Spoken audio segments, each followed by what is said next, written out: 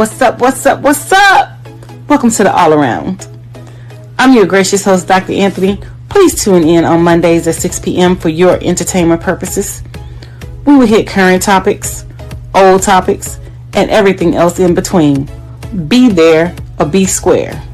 Deuces, my loves.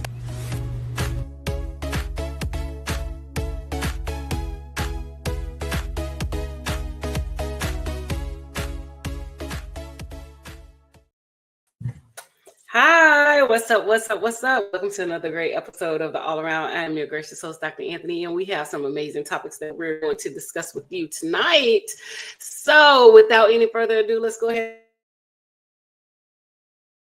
Our producer, Mark Lee, so we can get this ball rolling and get started. Sounds like a plan to me. We'll get the ball rolling and everything like that. Hope that you are doing well. It has been hot as all get out here in Durham, North Carolina. So we've been dealing with hot weather in like the 90s, feels like 100 in temperatures and all along those lines. So it's been just way too hot. I was actually hoping so by the time this airs, it might even be trimmed to have that lovely haircut and everything like that. But it's been too hot to even go to the barber. But I'm going to try to get to the barber I think I've got an appointment on tomorrow and everything like that. But it's been much too hot and all along those lines. But definitely it has been some good things happening and all along those lines. I hope that you are doing well also. I am doing amazing considering the weather here is hot as well. It was hot in Louisiana, hot in Houston, hot in Atlanta. Pretty much hot everywhere that I've gone, and the weather is just coming and coming and coming. We have these hurricanes out there. The hot weather, we're in rainy season, so it is definitely a scorcher. It is hot, so yeah, just gonna be interesting to see how the weather plays out. I know that it's been raining here a lot in DC. So in the morning time, sometimes it rains and sometimes it rains in the afternoon. So I know that we're in hurricane season and it's rainy season. So I'm assuming that has something with it. Definitely hot here. Definitely. Oh yeah, it's definitely been hot, no doubt about that. You mentioned hurricane season. It is definitely hurricane season, even here in North Carolina and everything like that. And I know that you have original roots in Louisiana, and of course we know Louisiana is part of the Hurricane Alley and everything like that. So, what advice would you give to people as they are coping with hurricanes and all along those lines, and maybe even some advice for heat-related stuff? Because I know one thing they've been telling people to do is stay hydrated and stay in safe environments. Yeah. I even had a definitely need to stay hydrated. Definitely need to stay, with the liquids and the fluids. And I've been telling people, especially older people, if you can get liquid IV, it's like Pedialytes, electrolytes, and things like that or whatever. But it works a little faster and it works a little better than the children. So that would be one thing. Drink water. If you don't like cold water, drink room temperature, mix fruit in it so that you're definitely staying hydrated and nourished, and kind of stay out of the heat in the sun, because I mean, as you age and as you get older, your body changes, so we're not able to withstand the heat like we were when we were younger. And even with the babies and the toddlers, and keep them hydrated as well. Keep them out of the heat. I just read that a father was arrested the other day because he left his kids in the car at 125 degrees outside for children and things like that. Please make sure you're checking your cars. Please make sure that, you're not leaving your kids out there. And I know some of y'all are some pet lovers. Make sure your pets are hydrated. They're where they're supposed to be. And they're, you're doing what you need to do for them as well. So it's interesting you say that, because I was actually one of my advice that I can give to you is listen to the weather channels. Huh?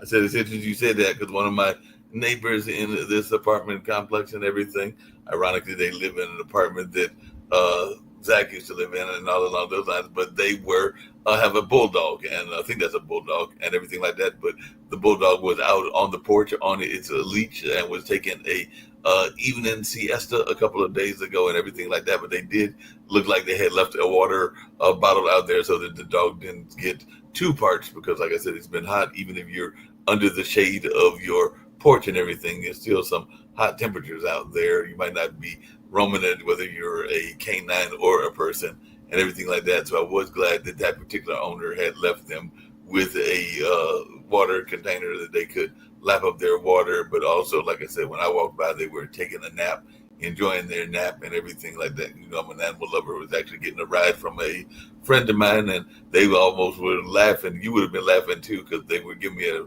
ride in their the young lady, and they gave me a ride in their big truck type vehicle back to my apartment. And I happened to see out of the corner of my eye that they were about ready to possibly hit a little rabbit. So I told them to slow down, and they were like, "What? That rabbit? That rabbit better be worried about me? I'm not worried about that rabbit and everything."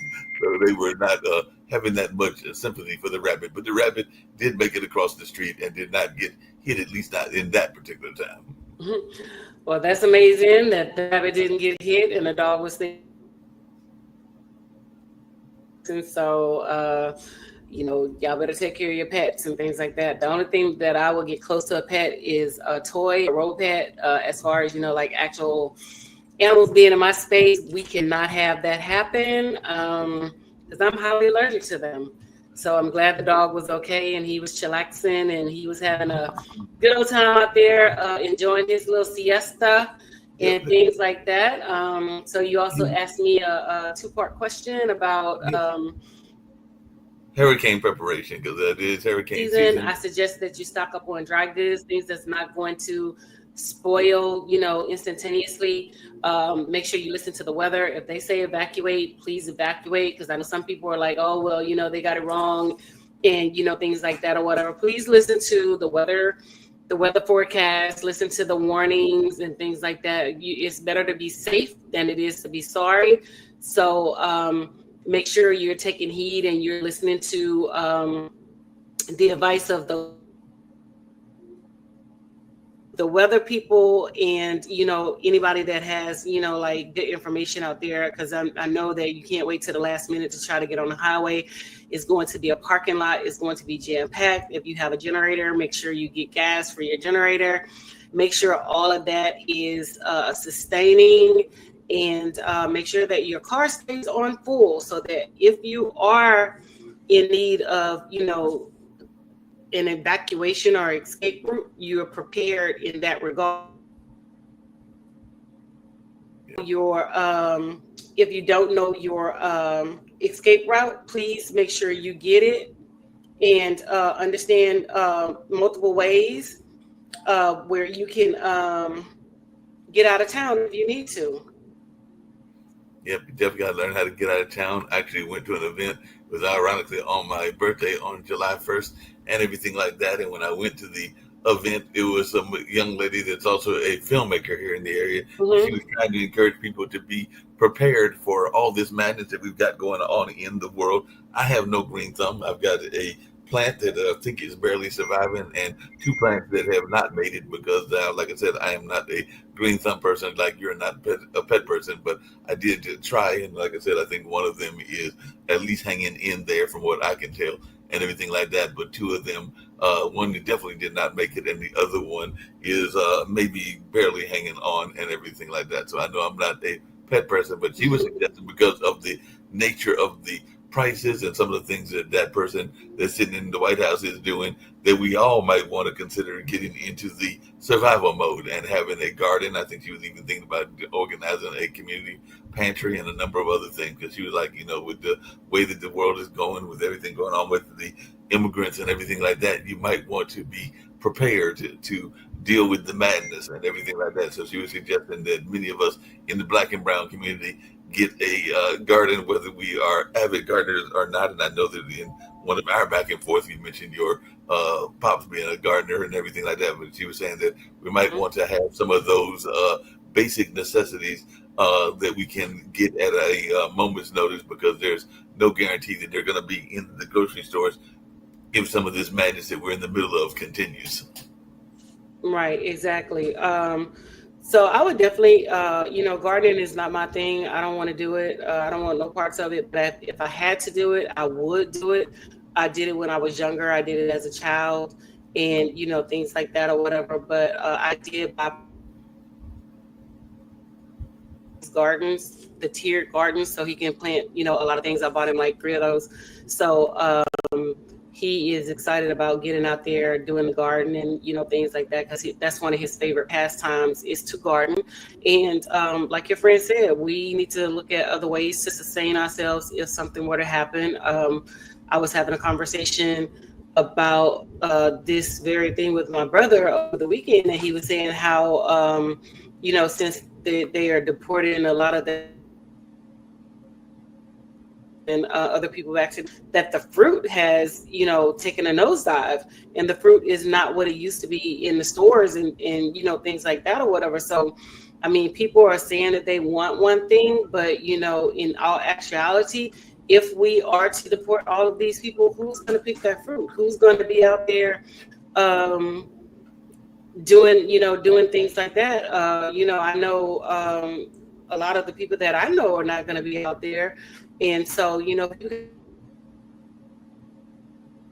when you put things into play and put things into actions, there are viable consequences, and you have to be ready to deal with those viable consequences. I know the construction business has taken a nosedive. Other businesses where we had a lot of high population of Hispanic workers, they have taken a nosedive. And I was watching a few months ago on TikTok where this white lady said that they voted for Trump, and they were saying, deep things like that. Now they have no workers, and they're on the brink of bankrupting their company. And she was like, she regretted voting the way that she did. But you have buyer's remorse. But at the end of the day, you cannot go back and change your vote. This is who you voted for. This is what you voted for. So now you have to live with the consequences, and you have to deal with it. And that's just the bottom line, period. Yep, and a lot of people are having to deal with those consequences, facing those consequences, and all along those lines. But it also looks like they are targeting certain institutions. I understand, and I'm sure that you'll have some thoughts around this, that they would like to get rid of the Department of Education. And as you know, I come from the background of media, and particularly a station, or actually a couple of stations that were NPR affiliated, and at least one that was Pacifica affiliated and everything like that. But definitely it seems like they are targeting NPR and PBS out of the Washington area, and even the Kennedy Center, and a number of other things. Matter of fact, there is a young lady that just took a job as a provost here in Duke University, which I'm not that far from, and everything that came from the Kennedy Center, because one of the main board members, I think, was let go of and everything like that, and was connected to Duke, was protecting one of his own. So he got her a job down here because they did not like what was going on with the Kennedy Center with some of his appointments and everything like that. So I don't know some of your thoughts around the way that they seem to be targeting PBS and NPR, which we know is the way some of our kids get educated, whether that's a good thing or a bad thing. But a lot of people did get educated off of Zoom and Sesame Street and even Nova and some of the other shows like that. Well, the thing about it is a lot of those programmings are going to hurt people in rural communities because they rely on, a lot of those programming stations and things like that or whatever, because what people fail to realize is we're still in a digital divide. And that means that we still have areas and communities without, proper internet, without proper cable, without proper, broadcasting systems and things. They had the almost 200 fatalities with the children who were killed at the campsite, and that was sheer negligence and ignorance on the Republicans' part, because money was offered under President Obama, money was offered under President Biden. They refused the money, and if they did take the money, they allocated the money to other resources and to other places, saying that they did not need to update their systems and things like that or whatever. So the Republicans has totally, destroying the country. And the sad part about it is they have the buy-in from poor people who don't understand that they have totally, voted against their own best interests and that they are basically on the brink of bankrupt and faulty education. You mentioned a lot of things, so we're going to just unpack a lot. That's cool. One little bite at a time, one little chunk at a time. So, the people that rely on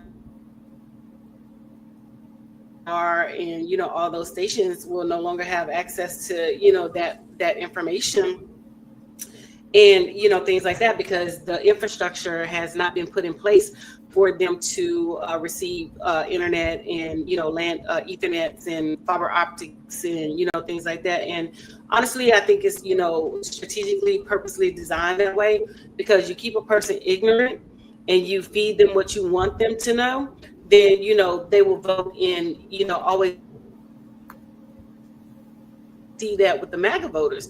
They have voted against their own best interests, and they really haven't felt the brunt end of what is happening in the magnitude of those cuts. So they're going to receive cuts to Medicaid, they're going to receive cuts to healthcare, they're going to receive cuts to aid, just to give billionaires a tax break and things like that. And these Republicans push that big, beautiful bill, so they call it, for Trump to give these Republicans tax breaks. And so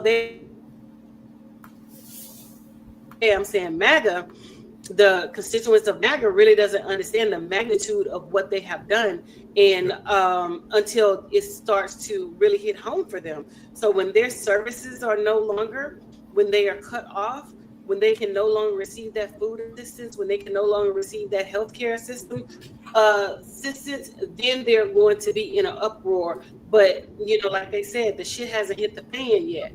So it hasn't hit the fan yet, and so they're not feeling it. So they don't.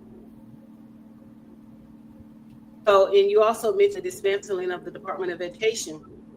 Right. I mean, the dismantling of the Department of Education is not going to hurt educators. For one, people fail to realize is that educators are not paid through the Department of Education. Yes, we do receive money from the Department of Education for different programs and things like that, such as Title I, Title IX, ESOL, special education. Those are to provide services for the children who are in need, mental health services, all of that stuff through the Department of Education. But educators are funded, and the school system is funded from local municipalities, which means the local government, your tax dollars, pays teachers' salaries. So when they say that they're going to dismantle the Department of Education, it's only going to hurt the people that need it the most, such as people with disabilities, children, learning disabilities, physical disabilities. Those are the people that this dismantling of the Department of Education is going to hurt, because when you put the things back, the oversight back into the state's hands, who's going to be the big brother? Who's going to make sure that we hold them accountable, that they're doing what they're supposed to be doing? So there's, if he's allowed to go through with the foolishness of dismantling the Department of Education, there's not going to be proper oversight. But the thing about it is, like I tell people all the time,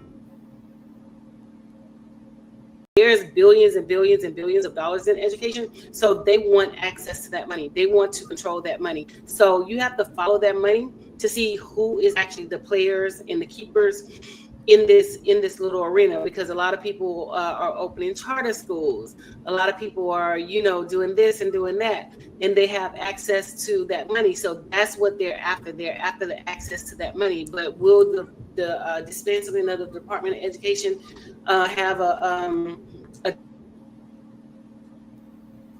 some yes, and the majority no, because like I said, it's about the oversight that children are receiving, the services that they're receiving, such as children who have an IEP, and that falls under IDEA, which is the Individuals Disability Education Act and things like that, or whatever. So those are the people that are going to be harmed the most. And so, like I said, it's about a game with them. You keep the people uneducated.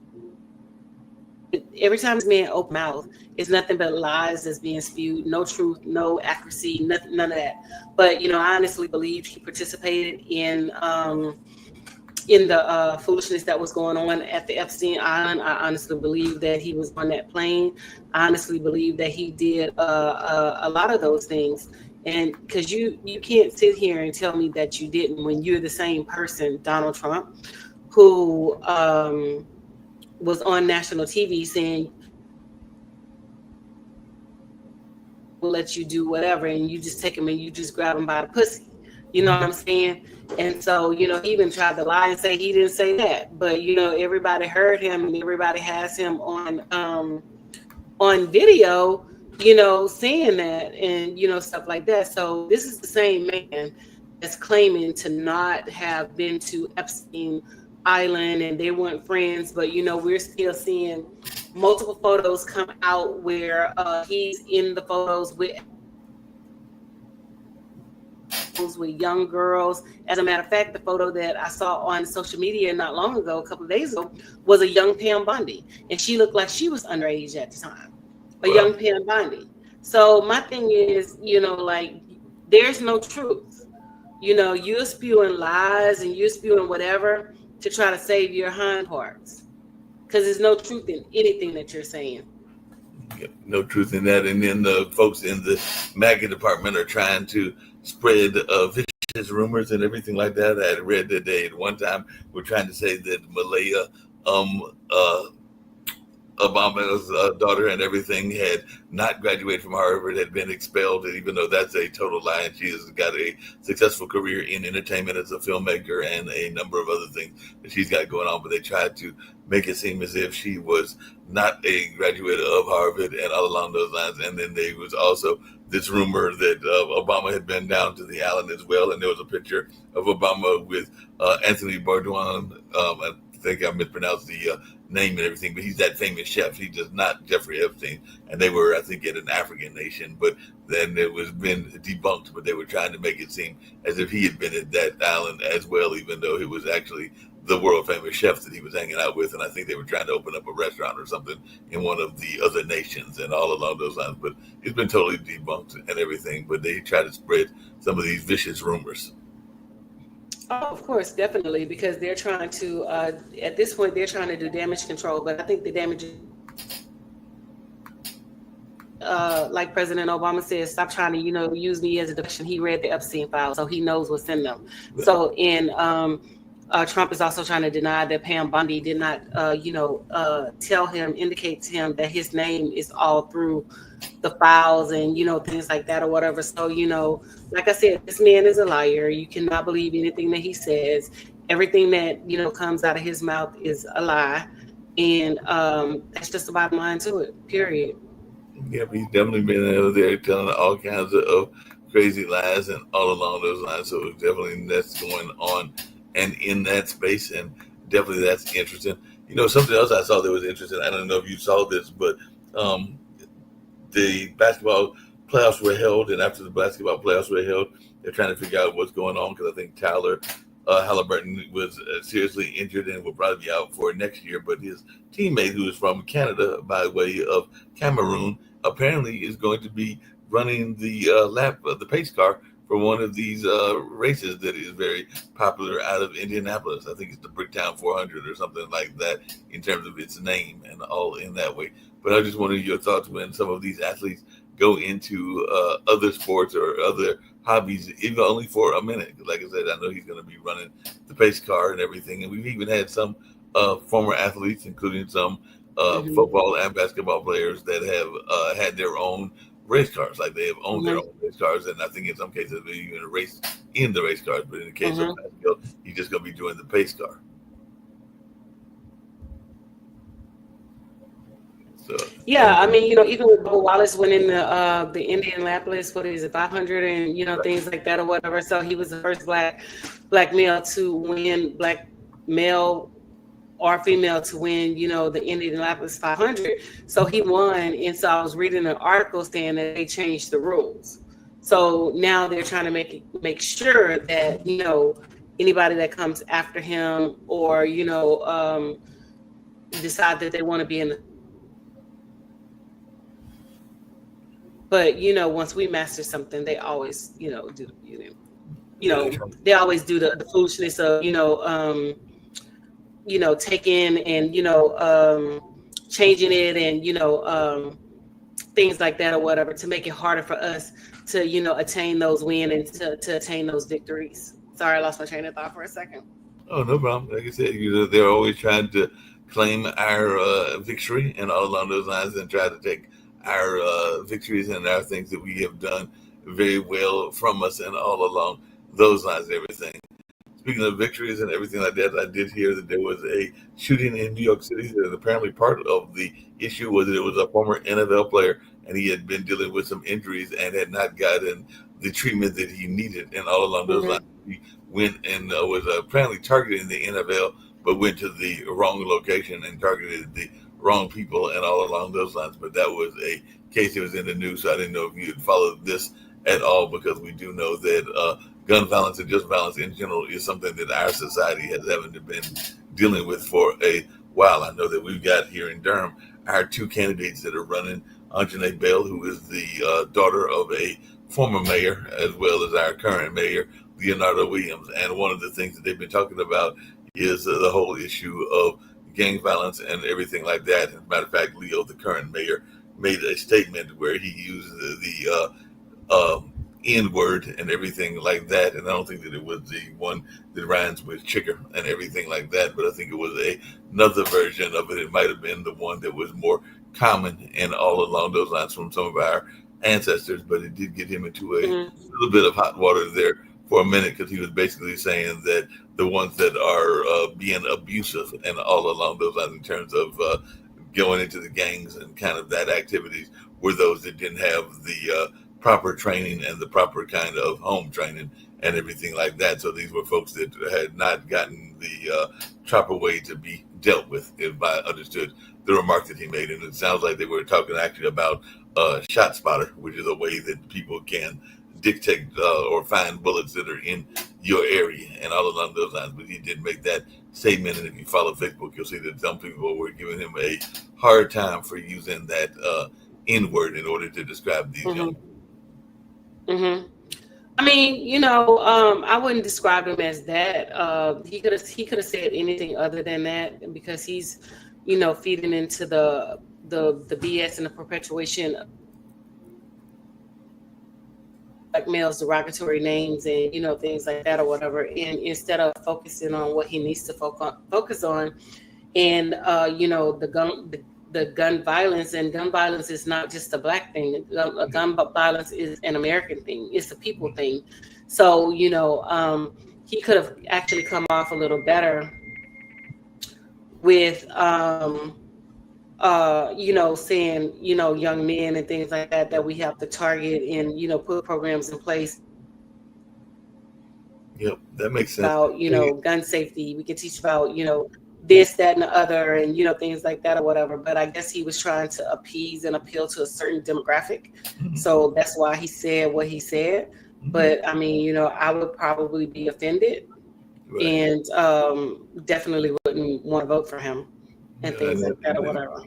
And this is a black man that said this, so sometimes we can be our worst enemy and all of those lines and everything like that. But I did have a question, because one of the things that has come up here locally, and I know it's come up in DC and New York and a number of other places, and you work with young folks on a regular basis, is what are we doing to make sure that kids have enough things to do, and is it the responsibility of society to make sure that they have enough things to do? Because I know even here we've got Wheels, which is kind of like a bumper car kind of environment and everything, and there's also a skate park, and there's a number of other things that are here. But our Boys and Girls Club that was in our hood of our neighborhood actually got moved closer to one of the strip malls. Well, not strip malls, but like one of the mega malls, which is not that convenient for the people that are in the hood to get to and all along those lines. So I just wondering, what are you seeing being done in DC and even in Houston and Louisiana to make sure that kids are engaged and are staying away from the bad elements, whether that's gangs or whether that's guns or whatever, because this does seem to be something that is a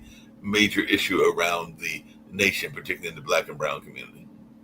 I mean, a lot of it starts with, at home and the parents engaging their children, and a lot, children. A lot of parents don't want to spend time with kids. That's why, like with even from the education side standpoint, when we call home, they don't answer the phone. They don't come. They don't, show up. Where they're yours. They're your responsibility now. They're at school. You handle it.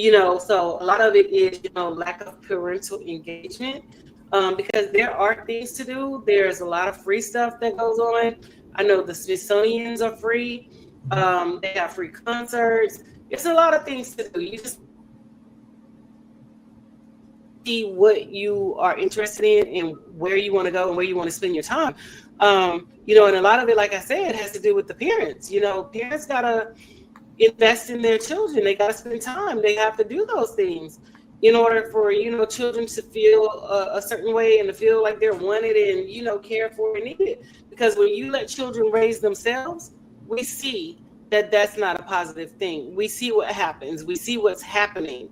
We see all of that. So a lot of it, 99.9% of it, falls within the parents and things like that, because we cannot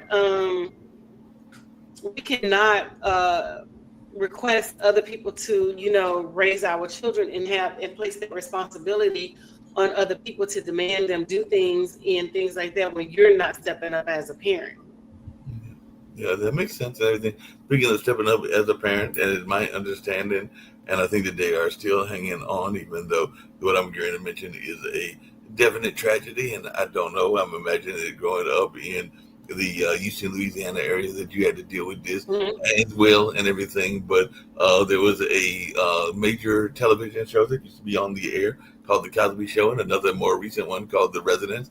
And the person that was behind that show in terms of being one of the stars passed away because of a riptide and everything along those lines. So I don't know all of the particulars, but Malcolm Jamal Warner was definitely known as Theo Huxtable and all in that way. But I understand that he was possibly trying to rescue his daughter and everything like that while they were out together and all in that space. But everybody that I have talked to that know him said that he was a wonderful individual, was very active in the poetry community, had his own band where he played bass and all along those lines, and was definitely involved in a number of positive things, not just as a talent, but also as a, my understanding, somewhat of a community activist in Atlanta and possibly even out in LA as well and everything like that. But I just wondering your take on this tragedy, and was just one of them cases where it could be a conspiracy type deal where maybe he was saying too many things that could be taken as being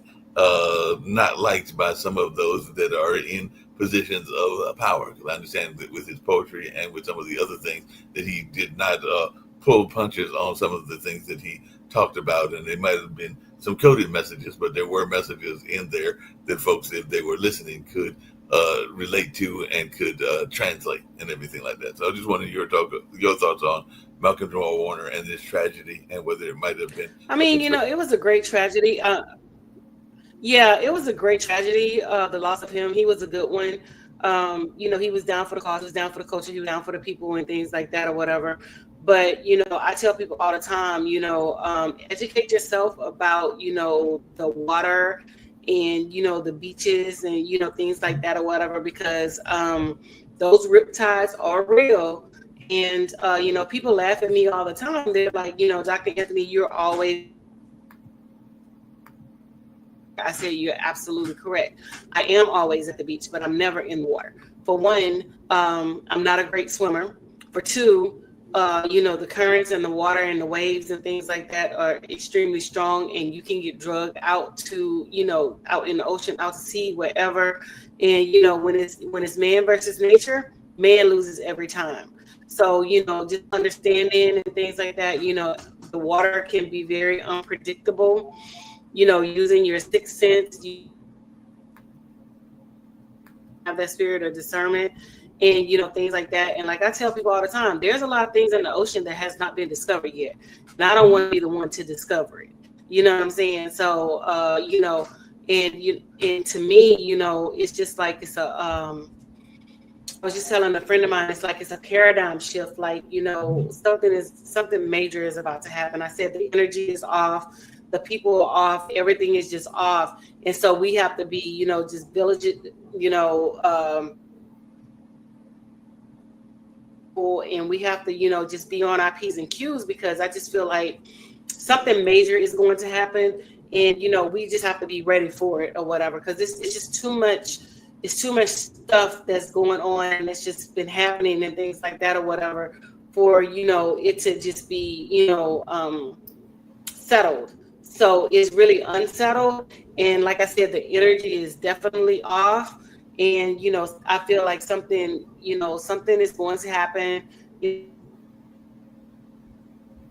and things like that or whatever. So as far as his message is concerned, I haven't heard of people, like dissing his message and things like that or whatever. But anytime that Black people speak out against the wrongs and injustices of Black people, we're labeled as extremists and things like that or whatever, because people could label me the same way, because I speak out against injustices and wrongs and things towards the Black community and things like that or whatever, because we're the only that express our pain, express our hurt, our dislike, everything that we're going through. We're supposed to just take the shit and just live with it. We're supposed to allow them the opportunity to do what they're doing to us and not say a word, and things like that or whatever. Because when we say something, is, oh, you need to get over it, slavery is not here, oh, it's this, is that, or whatever. But the second that something happens to one of them and one of theirs, then they want unity. Yep. That's it. Be behind their cause and things like that or whatever. So like I tell people, my show is a Black show. I'm a Black woman. I will always talk about Black concerns, Black issues, and things that is directly related to the Black community and how it affects us and my people. And if you don't like it, tough. You just don't like it. But I am going to always be down for the cause. I'm going to always be down for the culture. I'm going to always be down for the people.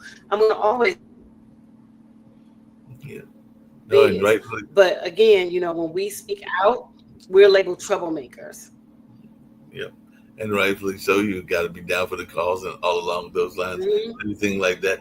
You mentioned earlier about being on those water trips, whether it's the ocean and all along those lines. And I know you've gone on a number of trips, including a number of cruises. And like I said, I've only been on one cruise, but even on that one cruise, I did have that nervous moment because, like I said, even if you are on the cruise, the boat is going to do what boats do in choppy weather, and definitely been having hot weather. But even the one time I went, which was around wintertime, it was near a New Year's Eve. I think it was the New Year's Eve, 1 or 2 before the pandemic started, and all along those lines. And I remember thinking to myself that all it would take is, like you, I am not I'm more of a floater than a swimmer, because I'm definitely not a swimmer, even though I've got family members that are very good swimmers, including my dad and everything along those lines. But it was not a hobby or a interest that ever piqued me, and I never really got into it. And I probably should learn it at some point or another. But I just knew that I was thinking to myself that all it would take is me slipping off of this big boat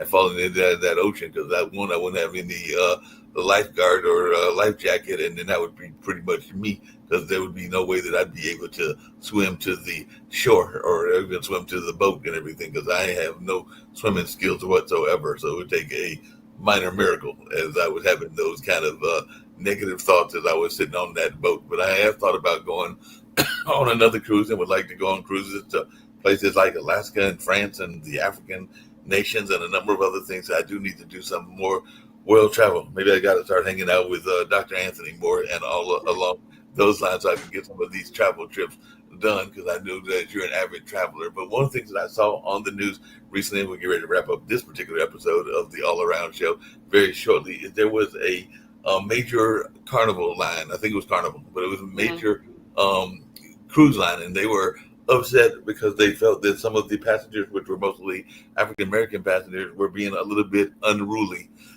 and all along those lines, and they put out a complaint against those passengers. And I saw that on Facebook as well, where they were definitely complaining that these people had gotten on the boat and maybe had gotten a little ratchet, if I can use that expression, and everything, and they were not expecting that. And I don't think it was like one of the more famous ones, like the Tom Joyner, or one of the ones that is known for having minority passengers, but it was one that was a minority passenger boat, and I think the cruise itself was complaining that these folks were partying too much and being a little bit too much ratchety and all along those lines. But I was just wondering your thoughts when those cruise lines are upset that people are maybe having too much fun on the boat, and if you ever been on a cruise where you even yourself were going like, y'all folks are having way too much fun. Well, yes, I've been on one cruise, and I'm going to take a cruise after I come back from Ghana. I went to Australia, and we cruised around Australia and Lane, because I was on a boat with a bunch of old people and, things like that or whatever. So it was not, the cruise that I expected. But my thing is, people are on vacation. They want to have fun, and people should be allowed to express themselves in a way that is, how they express themselves. And when people are dancing and, being them, I think that should be allowed. It shouldn't be, frowned upon and looked down against. I mean, we can say Carnival known for being the party ship. Carnival is known for, Black people going on there and experiencing, good times and experiencing, great adventures and things like that or whatever. So my thing is, you allow the Black people to come on, build your cruise ship, not build it physically, but build, a reputation of being fun and things like that. But now that you have made, the money off the backs of Blacks and things like that or whatever, now you want to say, oh, people are being too ratchet. If you other cruise lines they take, so I just think with them, putting things out there like that, Black people are going to start going to other cruise lines and, enjoying, the cruises over there and not spending their money where, they're not wanted anymore. I mean, because we can take the Turkey Leg Hut, for example, in Houston. The Turkey Leg Hut was a Black-owned business. And, they built their reputation off of catering to Black people. Just started going, oh, you couldn't dress like this, you can't do this, you can't do that. You know what I'm saying? So now, needless to say, I think they're out of business and things like that or whatever. So, my thing is, you can't shit on the people who have supported you and who have put you in the position that you're in the position that you're in, and things like that or whatever. So so what if people don't like people dancing? They don't like our culture in the first place. They don't like the way we dance, they don't like the way we look, and they're in our behavior and what we're doing. And then that, to me, right there is another way that they're policing Black people fun and how they're able to express themselves. Yep, well, no doubt about that. Well, it looks like the clock on the wall says it's about time to end this particular episode and all along those lines. So we're going to wrap it up and everything like that. But I know that we're trying to build up the listenership on this particular podcast and everything like that. So I know we're trying to get more and more people to watch and everything like that. It's definitely climbing up. And I do know that some of the episodes are also getting views on TikTok, because even after the show, they are putting them up on TikTok shorts and all along those lines. So TikTok is now also becoming another venue that people are watching the various pod TV shows at, in addition to Twitter and Facebook and YouTube and a number of the other sources as well. So just let folks know that they can also see some of the shorts on TikTok. It's not the full show, because I don't think the TikTok does allow you to do the full show. I think 3 minutes, unless we can. I'm sorry, say what? If I'm not mistaken. But we haven't done the live yet, so I am, officially taking a break from social media. But right now, I just need a break, and then I'll come back hot and heavy, strong. Yeah, we can do maybe some lives on TikTok and all along those lines. Yes. So that'll be fun, and we can definitely get back to doing some lives on Instagram as well, because like I said before, I was doing some of those for you off of my account and everything like that. But we can get back to doing those after the vacation as well. But right now, let's get on out of here. I'm getting ready to play our intro, outro, and all along those lines, and then we'll be back next week. Knock on the Wall says that's all. Make sure you guys tune in every Monday night at 6 p.m., 6 to 7 Eastern Standard Time. And we're looking forward to having you guys tune into the show. And make sure you click like and share. Yep, exactly. Deuces.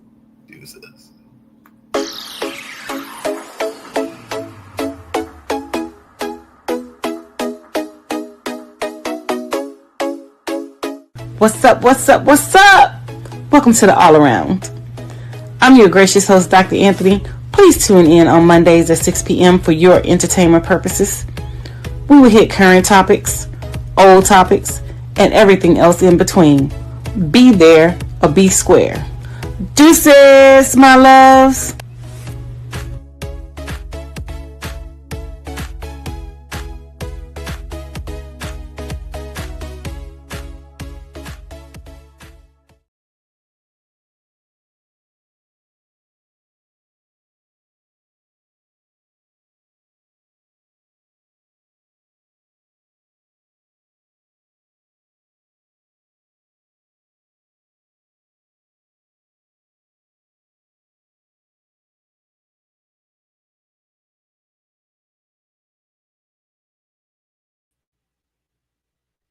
Okay. I was trying to give it some time so I could find a cut point and everything. That's why I had it going for a No, couple of minutes. you're fine. I was about to ask, can we break? I need to make some phone calls, and can we Yeah, just we yeah, can come take a back break. at 6? We can come back at 6, and we can even come back. I can actually create Some another people link. just tell that they're on my. Yeah, Yeah, we can just do another link. I'll Because do people another just link. say, I'll end this one and I'll edit this part out. But yeah, we can come back at 6. okay, sounds good. All right. All right, bye.